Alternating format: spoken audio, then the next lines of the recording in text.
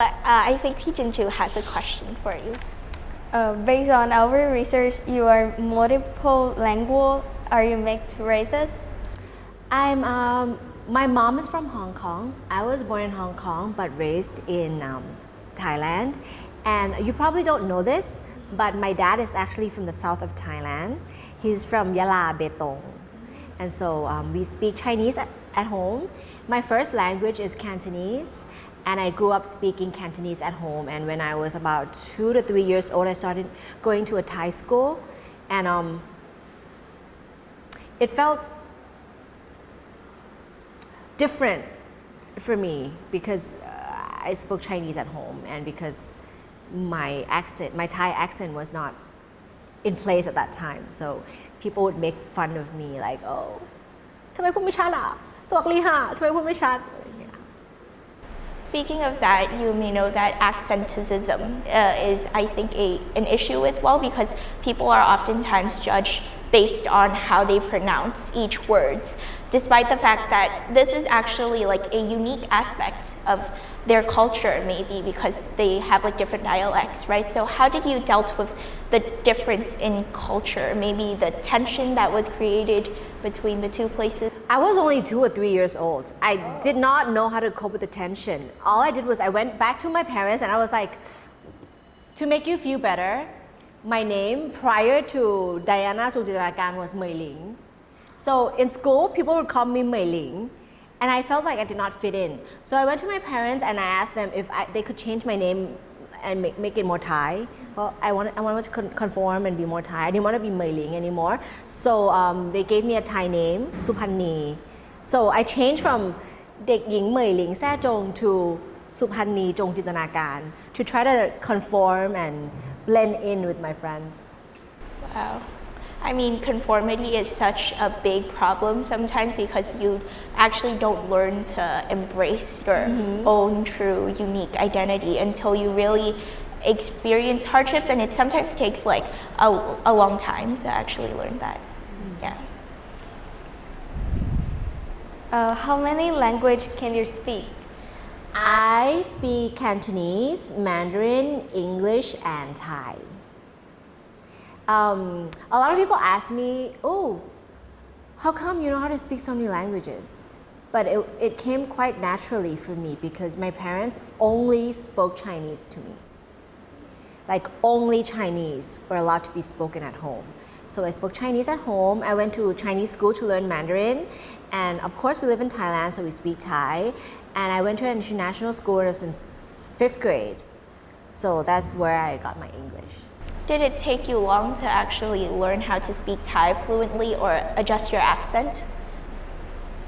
I think being 2 or 3 years old, it was quite easy for you to adjust and conform. But if they say if once you reach, I don't know, 16 or 17 and then you try to learn a new language, it might be harder for you to sound native. Exactly. Like it becomes more challenging as you get older. So that's why they say like as said in like the Thai idiom, ไม้อ่อนดัดง่ายไม้แก่ดัดยาก Yeah, I think that really fits in right here. Yep. So what advice would you like to give to those who are willing to learn more than one language or want to become a multilingual? I think as the world is coming closer and closer together with internet and everything, linking all of us around the world, it's quite important to know more than one language. English used to be an international language, and now that we have more Chinese investors around the world, Mandarin has also become a more prominent language as well. And so I think for me, it's learning a second language to help you to I call it like a weapon. You know, it's like you learn as many skills as you can so that it's like a weapon for you. Whenever you see something, you can fight with whatever is given to you in the future. If in the future you want to be a business person, and you meet someone who speaks English, you can communicate with them. If you learn Chinese, one day you want to work with someone from China, you can communicate with them. So I think learning languages or learning any new skills is like getting prepared and equipped for whatever it is that you have to go through in life. We're very fortunate that nowadays in international schools, they are like kind of encouraging students to take several languages so they become multilingual. Actually, I took Spanish for 2 years, I took French for 4 years, and I took Japanese for a semester, but I forgot everything already because I haven't been using it at all. So now I only know, Thai, English, and Chinese.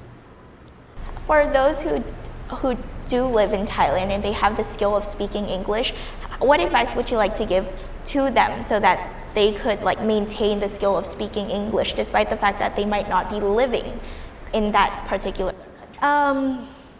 One, you're never too old to learn.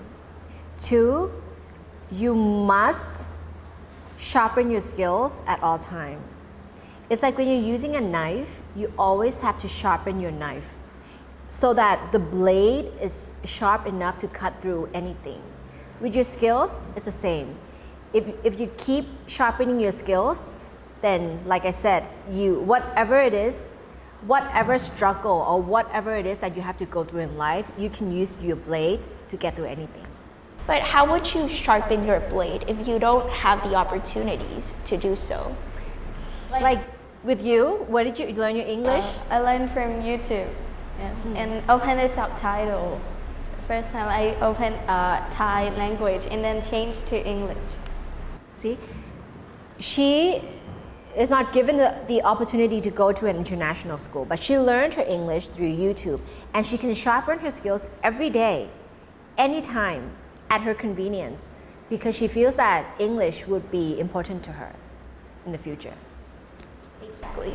Yes. I like how you mentioned how like globalization or how people nowadays are being more connected to each other in a way due to social media and all the resources around us. Yes. How many countries you have lived in?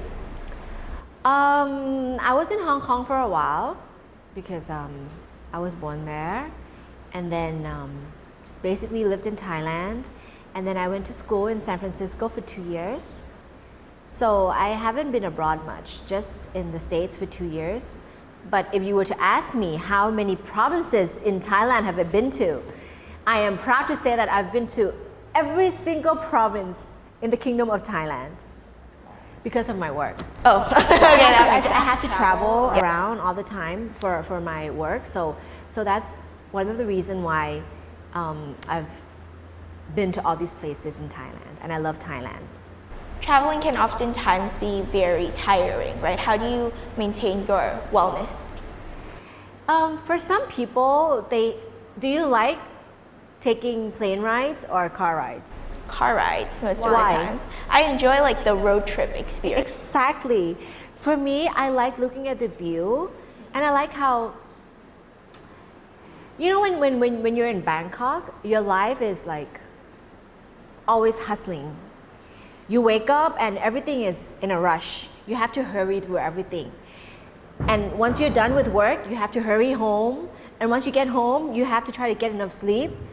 But when you're taking a road trip, you look through the window and you see the view, and then you look back at yourself and you reflect on your life and you feel, you know what? My life is actually, I'm just a part, like a really small part of the universe.